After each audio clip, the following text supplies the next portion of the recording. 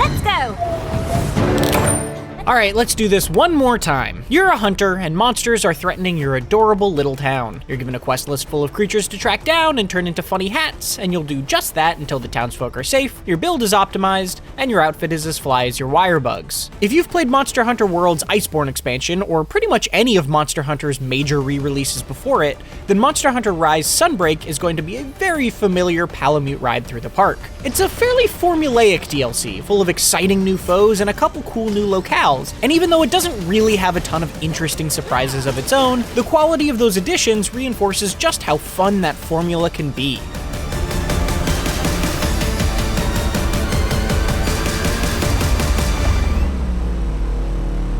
Sunbreak is essentially structured like a brand new game, introducing the functionally identical hub town of Elgato to operate out of, and a fresh storyline there to follow. That story is once again a largely ignorable and entirely predictable tale about how something is making the local monsters all hot and bothered, this time set in the European-themed kingdom rather than the Japanese-inspired Kimura. Its characters are at least slightly more interesting this time around, but plot has never been the draw of the mainline Monster Hunters, and that certainly doesn't change here.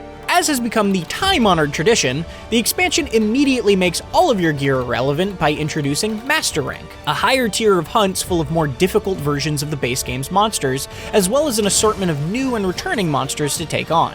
That's not a complaint though, as it's legitimately fun to have the bar reset so drastically, with plenty of powerful armor pieces and weapon upgrades to gleefully chase all over again. And while it's by no means a new trick in Monster Hunter's bag, one of Master Rank's greatest strengths has always been that it gives monsters altered behaviors and fresh moves to make them a renewed challenge without just raising their stats. Both the brand new monsters and the ones returning from previous Monster Hunter games continue Rise's trend of being as stellar to look at as they are to fight. A new trio referred to as the Three Lords are all particularly great. Garangolm's rocky ape-like appearance disguises its explosive mobility and surprising elemental effects.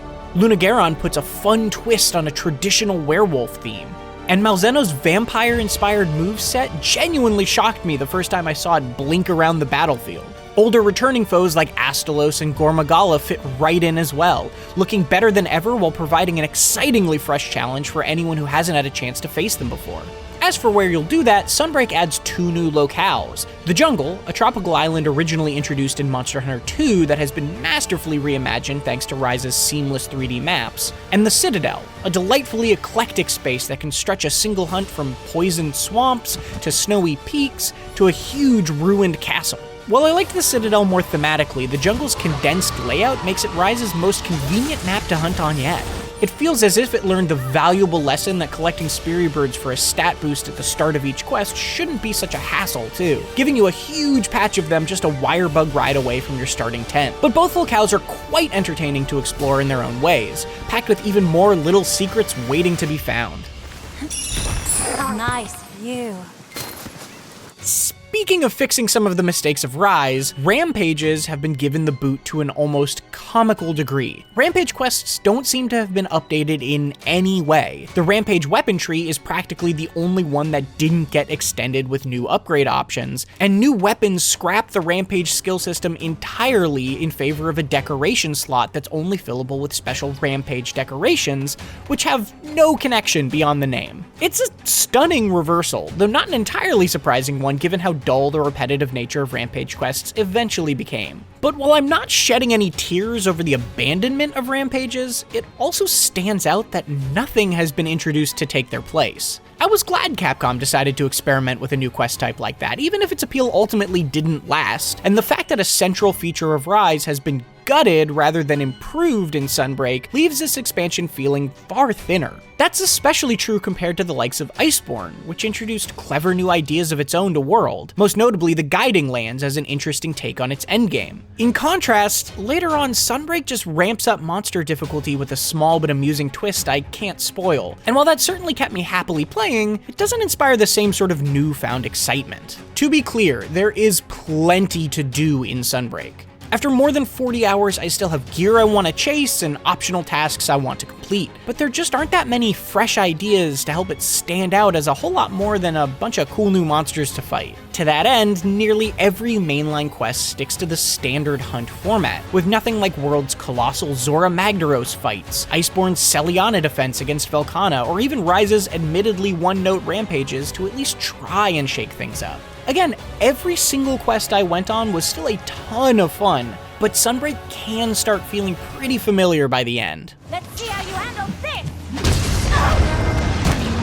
The one place this expansion does do something truly interesting is in its follower quests. As you progress up Master Rank, townsfolk in both Elgato and Kimura will ask to accompany you on specific single-player quests as AI-controlled hunters. Doing their quests will unlock those people as options in support survey quests, also limited to single-player, where you can pick 2 as your party members. The hunts themselves aren't exactly challenging or unique, but the AI is surprisingly sophisticated, using items, mounting monsters, and even placing traps before standing behind them and emoting for you to come and wait with them. Over here, ASAP! It's not as robust as a whole single-player campaign or anything, with follower quests still initially unlocked through multiplayer story progress, but it does make grinding for specific monster parts on your own a whole lot more fun. The followers you bring along will banter amusingly with each other during a quest, and it was nice to get to know these characters better by actually going out into the field and hunting with them.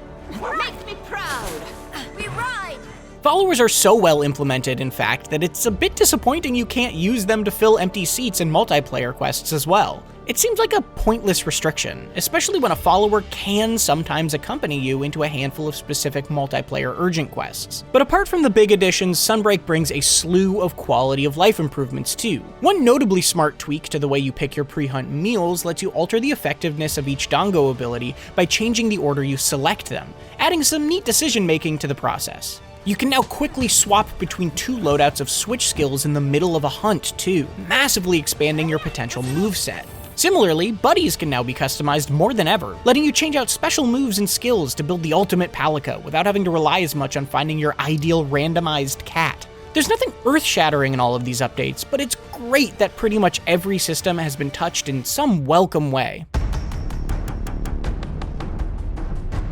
Monster Hunter Rise Sunbreak is a relatively simple expansion, but that doesn't mean it isn't a whole lot of fun. The new and returning monsters and locales are all top-notch, and the renewed grind is one I'm excited to spend lots more time in. That said, Sunbreak isn't nearly as substantial or surprising as Iceborne was for Monster Hunter World, lacking fresh ideas beyond clever AI followers that are restricted to single-player hunts, and even abandoning Rampage quests without really trying to fill the gap their absence has left. Flying through the air on Rise's wire bugs is still an absolute blast though, and anyone who enjoyed the base game will definitely enjoy the shot in the arm Sunbreak's creative monsters provide, even if you may eventually start to feel like you're hunting through a familiar jungle in more ways than one. For more, watch me do a full hunt against Espinos with Capcom's Community Manager, or if you're looking for something else on Switch, watch our review of Fire Emblem Warriors 3 Hopes. And for everything else, keep it right here on IGN.